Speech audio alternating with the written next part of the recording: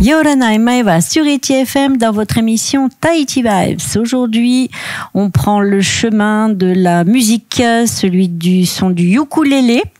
Et on a le plaisir d'accueillir, on va dire, un Tahitien d'adoption, je pense, bien piqué au tiare, hein, parce que l'amour... Ah, ça, il faut pas toucher à l'amour tahitien parce que sinon on est obligé au final de finir par vivre ici. Alors, on a le plaisir d'accueillir Nico Yorana. Yorana. Alors, je disais, ben voilà, tu es maintenant un Tahitien d'adoption. Oui, on peut dire ça, voilà. Hein, voilà. Puisque déjà ton arme, on va dire, de prédilection en tant que musicien, c'est le ukulélé. Tout à fait. Et bah écoute, pour les auditeurs qui ne te connaîtraient pas, même si ta chanson tourne déjà sur ETFM, est-ce que tu peux nous parler en quelques mots de ton parcours ? Eh bien, c'est assez simple. J'ai commencé la musique assez tôt, à l'adolescence, avec la guitare. J'ai fait beaucoup de jam sessions de blues en fait. Et après mon premier groupe, ça a été un groupe de blues. D'accord. On a commencé à tourner dans le Pays Basque. Après, je suis passé au rock. Et puis, comme depuis tout petit, parce qu'au Pays Basque, on surfe tous depuis tout petit, le ukulélé est quand même associé à la culture polynésienne. Hein, donc, forcément, j'ai toujours eu le ukulélé dans ma tête. J'ai commencé à en jouer vers 1998, un truc comme ça. C'était du ukulélé tahitien d'ailleurs. Ensuite, je me suis engagé dans l'armée. Je suis venu ici à Tahiti, donc ça a renforcé mon goût pour le ukulélé. Quand je suis rentré en France, j'ai arrêté l'armée. Je suis devenu intermittent du spectacle. Et là, grâce à un fait de hasard, en fait, j'ai enregistré une version d'un morceau de Led Zeppelin au ukulélé et je me suis fait embaucher pour un festival à New York. Oh, carrément. Donc, je suis parti à New York tout seul et puis à partir de là, j'ai commencé à faire le tour de la planète pendant 5-6 ans. Et après, j'ai commencé je tournais tout seul avec mon ukulélé. Et ensuite, après, j'ai monté un groupe. Donc, on a commencé à tourner à 4. On a continué les tournées. Ouais. Et puis, le Covid est arrivé. Ouais. Donc, tout s'est arrêté d'un coup. Et quand le Covid est parti, en fait, ça s'est pas repris de suite, surtout en Australie. L'Asie, c'était très compliqué. Très long, Et comme l'intermittence c'était fini, ma femme étant polynésienne, elle m'a demandé de rentrer à la voir maison. La famille. Et voilà, je me suis dit, quelle horreur rentrer à Tahiti. Encore. Donc j'ai dit, voilà, encore. Donc ça me manquait en plus. Donc c'était parfait. Et donc je suis rentré ici. Et puis j'ai un peu glandouillé, pour être poli. Ouais. Profiter de la vie. Voilà, profiter de la vie, ouais, parce que j'avais quand même, j'étais quand même fatigué. Voilà. Et puis j'ai sorti cette chanson Ina, que j'avais dans le carton depuis assez longtemps, mais je me suis dit, il faut la terminer. D'accord. Voilà. Alors, justement, c'est quoi l'histoire de Ina ? Eh bien, Ina, c'est le prénom de ma fille. D'accord. Qui, elle, est restée au Pays Basque avec sa maman. D'accord. Et en fait, je voulais lui écrire quelque chose pour qu'elle pense à moi. Tout simplement, et lui laisser une trace. C'est beau. C'est un peu le but de ma vie d'artiste, c'est laisser une trace à mes enfants, en fait, quand je serai plus là, qui se disent un jour, tiens, j'ai envie d'écouter papa. Et voilà, ça me tenait à cœur, donc je l'ai fini, et puis je l'ai enregistré ici. Et la première fois que j'ai enregistré quelque chose à Tahiti, donc j'étais content. Et alors du coup, quand on veut écrire comme ça sur un sujet, je sais que souvent quand on est auteur, on se nourrit de ce qu'on vit, de ses souvenirs ou de ses voyages ou d'autres choses. Là, du coup, quand on écrit sur son enfant ou à son enfant, est-ce que ça engendre des différences au niveau de la création ou pas ? Des différences. C'est pas ton premier morceau. Non, c'est pas mon premier morceau. Voilà. Mais déjà, en français, c'est quasiment mon premier morceau. Donc déjà, je me suis mis une barrière aussi. Écrire en français, pour moi, quelque chose de très compliqué, de très dur, le français à faire sonner vraiment. Peu de gens arrivent à le faire. Donc c'est pas grave, je me suis pris ce pari-là. Mais après, ma fille, en fait, elle m'a tellement aidé dans les moments difficiles dans ma vie. Donc je savais exactement ce que je voulais dire sur elle et la remercier pour ce qu'elle a fait pour moi. Mais après, je voulais pas le dire de manière directe, je voulais le dire de manière imagée.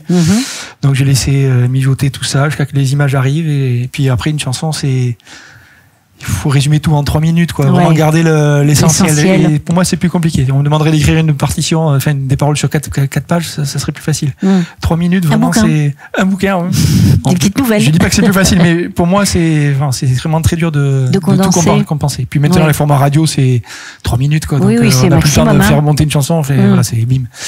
Donc voilà, mais ça m'a remis le pied à l'étrier, comme on dit, et puis ça m'a changé un peu ma manière de faire. Alors c'est quoi l'accueil ? Alors je sais que tu m'as dit oulala, les réseaux sociaux c'est devenu un peu difficile pour moi. Néanmoins, j'étais en train de regarder là sur ta page Facebook, c'est Nico. Alors c'est Nico, Nico ''O''. tu as donc mis en ligne juste cette nouvelle, comme quoi tu lançais ce morceau Ina. Et je disais, tu me disais, ouais, non, mais je m'intéresse pas trop, j'y vais pas trop, je suis pas trop actif. Et je te disais, ouais, mais bon, t'as 90 likes et 9 commentaires, tout le monde dit c'est super, c'est génial. Ça vaut le coup de partager quand même. Mais ça vaut le coup. Ça me remotive, mais c'est vrai que j'ai un peu abandonné tout ça. Disons que quand j'étais en solo et en groupe, c'est un peu moi qui gérais tout, l'administratif. Et en France, l'administratif, pour faire tourner un groupe, c'est hyper compliqué. La musique, on en fait 5% du temps, quoi. Tout le reste, c'est des papiers. Et j'avoue, quand je suis arrivé ici, je me suis dit, je vais m'éloigner de tout ça. Et je me suis plus concentré sur la musique. Et du coup, j'ai laissé un peu mon Facebook en friche. Et c'est ma copine polynésienne qui m'a dit, bon, Instagram, tu t'y remets parce que c'est important quand même. Voilà. C'est quand même indispensable. Donc voilà, je m'y remets petit à petit. Parce qu'en fait, tu vis de ce métier-là? Alors, depuis que je suis en Polynésie, non, je me suis trouvé un petit job à côté. Après, mais je veux dire, l'objectif, c'est quand même d'envie parce que tu as sorti un album. Alors j'aime bien parce qu'il y a marqué 10 ans après. Ouais. En fait, t'es un peu comme Cabrel, toi. C'est pas trop fréquent. Non, c'est pas trop fréquent. Bon, après, ça coûte énormément d'argent. Ouais, d'argent, bien sûr. Voilà, bon. Et puis, avec cet album-là, on a réussi à tourner pendant plus de 10 ans sans avoir besoin de faire sortir autre chose. Donc, c'est vrai que je me suis un peu coulé douce. Ouais. J'ai attendu que ça arrive. Mais bon, voilà, c'est comme ça. Alors, cet album, parce qu'on n'a pas parlé de ton style musical, j'allais y venir. Tu le définis toi-même sur ta page Facebook, folk, reggae, funk et musique du Pacifique. Oui, c'est un fourre-tout. C'est assez compliqué de mettre une musique dans une case. Non, mais c'est intéressant au contraire, parce que ça veut dire que les influences sont multiples, et ça veut dire aussi qu'on peut toucher plus de monde. Tout à fait, mais je pense que je m'étais mal exprimé à l'époque. Je pense que c'était plutôt les influences qui me touchaient. Ouais. Et c'est comme ça que moi je l'ai pris. Hein. Voilà, en fait, pour moi la musique c'est comme une éponge. Voilà, on essuie une table, il y a plein de tâches, et quand on la presse, il y a un jus unique qui en sort. Et donc c'est un peu comme ça que je vois la musique, voilà. Et alors justement, cet album qui est sur Spotify et Apple Music aussi. Qu'est-ce qu'on retrouve comme morceau, justement, toutes ces influences là, ou il y a une marque, il y a un fil rouge? Pour l'instant, je remets que Ina. J'ai enlevé tu l'as enlevé? Voilà, parce que j'ai des problèmes il y a des gens qui sont devenus très connus qui étaient en guest sur l'album. Ah d'accord. Donc il y a des problèmes de droit qui sont apparus et donc bon, je préférais enlever parce que sinon ça part dans des choses à vous. Alors on va revenir à Ina du coup. C'est quoi pour ceux qui l'ont pas encore entendu? Ina, c'est une chanson basée sur le ukulélé essentiellement. Ouais. Voilà, une tourne de ukulélé, quelques accords simples, des paroles assez joyeuses, assez simples. Et voilà, c'est pour donner un peu de soleil dans le cœur des gens. Voilà. Bah oui, carrément. Alors comment elle prend ça, Ina? Elle est très touchée, elle m'envoie plein de messages sans arrêt. Elle a fait écouter à toutes ses copines. Et voilà, ça lui fait super plaisir. Elle est fière de son papa. Non, puis ça, pour du coup, c'est une vraie... Quand bien même tu ne rencontres pas la célébrité absolue, au moins, tu as quelqu'un dans le monde qui est touché quoi qu'il arrive. C'était le but principal. Voilà. Et puis après, j'ai avancé en âge aussi, donc chercher la célébrité, c'est vraiment pas un truc qui me botte. Non, mais quand je dis la célébrité, c'est pouvoir en vivre, et rentrer après, j'ai 3 filles, et je sais que j'avais déjà fait une chanson pour une de mes filles sur le premier album, donc il y a des jalousies. Donc il faut que je fasse mon triptyque. Je fais petit à petit. Bon, et alors la troisième, elle s'appelle comment? Elle s'appelle Maïtena. Ah bon, Maïtena, ça c'est bien le sud-ouest, par contre. Voilà, c'est le basque. Maïtena, c'est bientôt, hein, papa il a dit. Oui, faut attendre un peu. Papa il a dit. C'est quoi ce qui va venir justement après la mise en ligne et alors là je finis un petit clip que je me fais tout seul avec ma petite GoPro, quelque chose d'assez rigolo, avec j'ai eu plein d'aides de gens du territoire, de trucs assez sympas. Donc je le monte tout seul aussi. De toute façon, déjà on parlait juste avant de commencer l'émission, c'est que toi tu joues quasiment de tous les instruments à chaque fois, sauf la batterie, c'est ça? Alors la batterie, c'est Cédric Gerfaux qui l'a fait, c'est le batteur de Vaiteani, entre autres ici. Et le bassiste, c'est Rémi Lonca, c'est un bassiste qui me suit depuis 15 ans. D'accord. Voilà, mais donc sinon, tout le reste, donc ça va dans le droit fil du reste, c'est-à-dire faire un clip par soi-même. Tout à fait, ouais, on est mieux servi par soi-même. Et puis, j'avais quelque chose en tête. Je me suis dit, je voulais faire quelque chose de rigolo, sans prétention. Ouais.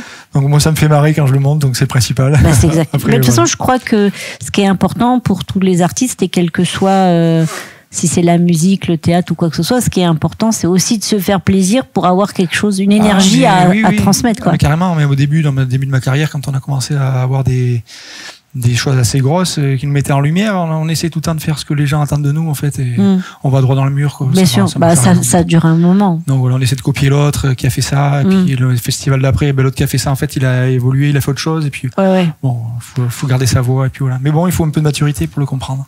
Évidemment. Donc au-delà du clip. Et bien après, j'ai des tournées qui reprennent en Europe. D'accord. Je devrais repartir en Irlande, en Pologne, en République tchèque.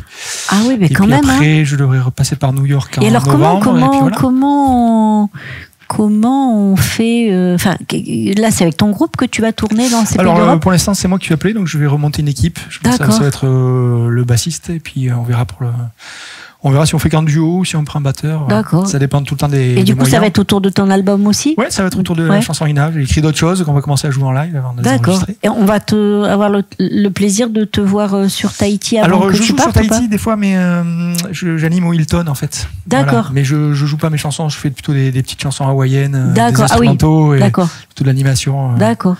Localement, mais c'est bien aussi. Ah, mais je suis très bien, moi, sous mon palmier, au bord de la mer. Bah ouais, carrément. Ouais, sans stress, sans pression, c'est très bien. Bon, bah c'est bien. Bah écoute, tu sais que maintenant tu connais l'adresse de notre studio. Eh ben oui, maintenant je connais. Tu seras accueilli avec plaisir si tu as une date, un concert qui se profile, où là, on pourra t'entendre tes productions. Promis. Bon, bah, je sais retenu alors. On te remercie beaucoup d'être venu jusqu'à nous, Nico, et on te souhaite beaucoup de succès parce que je trouve que tu abordes ça avec beaucoup de philosophie, avec un grand sourire, et ça fait chaud au cœur. Ben, merci à vous pour l'invitation. En tout cas, merci pour l'accueil. C'est toujours très agréable d'être diffusé. C'est un peu le but de l'artiste. Écoute, exactement, d'être connu. Rendez-vous, chers amis auditeurs, donc sur la page Facebook ou sur Instagram de Nico, NICO''O. Comme ça, plus vous mettez de likes, plus vous partagez, plus ça va le motiver. Et puis, écoutez, la musique, il n'y a que ça de vrai. Donc, on vous souhaite de rester fidèle à la plus belle des radios, ITFM.